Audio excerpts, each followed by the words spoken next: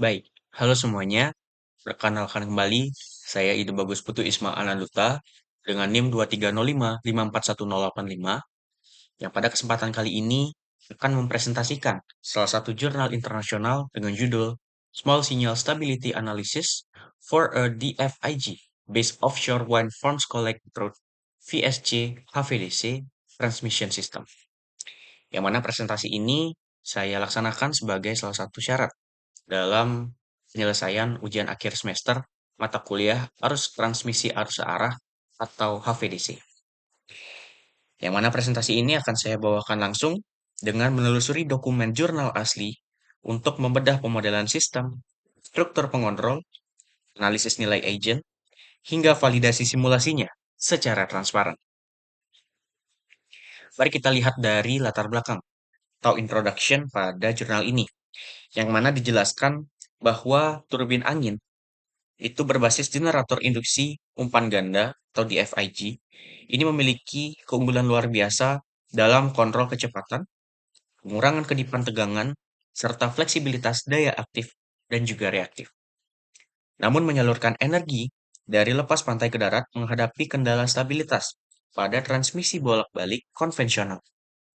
Solusi terbaik yang ditawarkan teknologi saat ini adalah sistem transmisi arus searah tegangan tinggi berbasis konverter sumber tegangan atau VSC HVDC.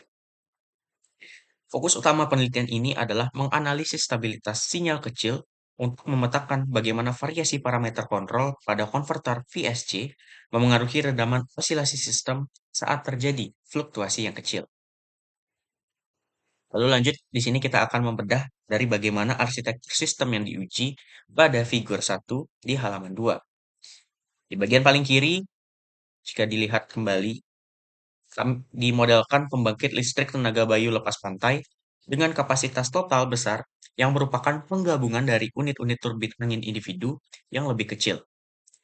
Energi bolak-balik lokal dari ladang angin dikumpulkan di gardu lepas pantai, lalu dikonversi menjadi arus searah oleh konverter sisi ladang angin. Daya tersebut dialirkan melalui kabel bawah laut, melewati konverter sisi grid daratan, hingga akhirnya disalurkan ke sistem jaringan utama yang diwakili oleh simbol generator bus terhingga ini. Lalu kita akan masuk pada aspek pemodelan pada subbab 2.1, yakni sistem generator DFIG, yang mana dirumuskan ke dalam persamaan dinamis, ruang keadaan yang telah dilinearkan. Di sini karakteristik kelistrikan generator dimodelkan sebagai representasi sumber, tegangan internal transient, dan arus stator dalam sumbu D hingga Q. Untuk kepentingan analisis stabilitas sinyal kecil primer, dinamika mekanis rotor yang sangat cepat ini disederhanakan kembali. Dan melalui pendekatan linear ini, kita dapat memetakan bagaimana karakteristik kelistrikan generator merespon perubahan parameter luar secara akurat. Lalu kita akan masuk pada subbab 2.2, yakni pada bagian konverter, yakni pemodelan bagaimana dari konverter daya, yang mana skema fisik konverter 3 fasa dengan kapasitor di sisi searah dapat dilihat pada figur 3. Dinamika arus konverter pada sumbu D hingga Q dipengaruhi oleh parameter resistansi dan induktansi kopling grid, yang dimana dinamika pengisian muatan pada kapasitor DC link ini sangat dipengaruhi oleh indeks modulasi konverter. Indeks modulasi inilah yang menjadi variabel kontrol utama untuk menjaga keseimbangan daya aktif dan juga reaktif. Nah, lalu bagaimana sistem kontrol pada konverter sisi grid dirancang? Mari kita perhatikan dari bagaimana diagram blok pada figur 6. Yang dimana jika dilihat di sini, sistem ini menerapkan daripada skema pengontrol lingkar ganda atau dual loop control. Yang dimana loop luar bertugas mengontrol tegangan DC link agar tetap konstan demi menjaga keseimbangan daya, sekaligus mengontrol tegangan pada bus AC koneksi grid, yang dimana loop dalam kemudian menerima sinyal referensi tersebut dan menggunakan pengontrol PI untuk memaksa arus konverter aktual mengikuti nilai referensi secara cepat tanpa ada penyimpangan steady state. Lalu kita akan lanjut ke figur 7, yang mana figur 7 ini merupakan dari bagaimana hasil analisis stabilitas Yang mana ketika parameter penguatan proporsional pada pengontrol tegangan DC ini ditingkatkan, pergerakan nilai agent dominan ditunjukkan pada grafik figur 7. Titik-titik nilai agent bergeser secara konsisten ke arah kiri, menjauhi sumbu imajiner. Secara fisik, pergeseran ke kiri ini membuktikan bahwa rasio redaman sistem meningkat secara signifikan. Hal ini sangat menguntungkan karena osilasi transien yang muncul akibat gangguan dapat diredam jauh lebih cepat oleh sistem. Lalu lanjut kita akan masuk ke figur 8, yang dimana kita lihat dari bagaimana pengaruh penguat integral yang ada pada figur 8. Ketika nilai penguatan integral ditingkatkan, anak panah menunjukkan bahwa titik nilai agent dominan justru bergerak ke arah kanan atas, mendekati sumbu imajiner ini. Hal ini membuktikan bahwa nilai penguatan integral yang lebih kecil memberikan redaman osilasi yang jauh lebih baik. Sebaliknya, meningkatkan nilai integral secara berlebihan justru memperburuk stabilitas sistem karena mendorong sistem mendekati batas instabilitas dan meningkatkan frekuensi dari osilasi transien tersebut. Lalu kita akan lanjut dari bagaimana untuk memvalidasi temuan teoritis nilai agent tersebut, kita akan amati simulasi domain pada figur 9. Meskipun pada teks paragraf penjelasan tidak disebutkan detiknya secara spesifik, kita dapat melihat secara visual dari grafik sumbu horizontal bahwa gangguan hubung singkat satu fasa diaplikasikan pada detik ke 1,5. Garis putus-putus mewakili koordinasi parameter kontrol yang optimal, yakni dengan nilai proporsional yang besar dan nilai integral yang kecil.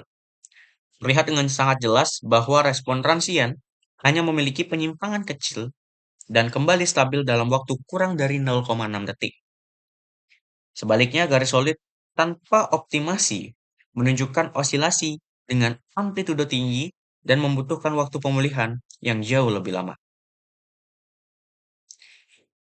Lalu kita akan berlanjut pada konklusi atau kesimpulan pada jurnal internasional ini, yang mana kita dapat menarik 3 kesimpulan utama pada conclusion. Pertama, pemodelan linear berbasis ruang keadaan terbukti sangat handal untuk menganalisis karakteristik stabilitas sinyal kecil pada sistem integrasi PLTB dan transmisi arus searah ini.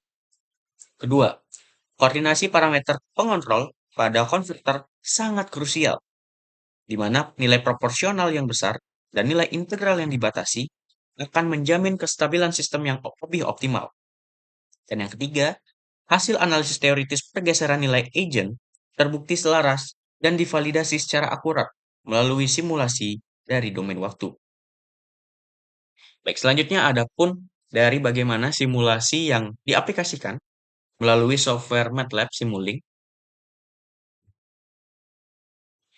Baik, ini dia dari bagaimana hasil dan juga pengejawantahan dari jurnal tersebut, yang dimana terdapat beberapa blok yang sangat penting. Ada VDC-Ref, VG-Ref, VKS-Grid, VDS-Grid, PI-VDC, PI-VG, PI-ID, dan juga PI-IQ, yang dimana akan masuk ke dalam satu input MUX yang menghasilkan DFIG Dynamics dan melalui output dari scope power system. Dan ini adalah model scopes dari hasil Simulink dan juga grafik yang dihasilkan pada penemuan dan juga jurnal yang sudah dijelaskan tadi, yakni terkait dengan dan juga bagaimana judul dari jurnal ini, yakni Small Signal Stability Analysis for PFIG-based Offshore Wind Farms Collect Route VSC VDC Transmission System. Mungkin sekian presentasi yang bisa saya sampaikan. Jika ada kurang dan juga jika ada kesalahan kata ataupun perbuatan yang disengaja ataupun tidak disengaja, saya memohon maaf. Akhir kata saya ucapkan terima kasih.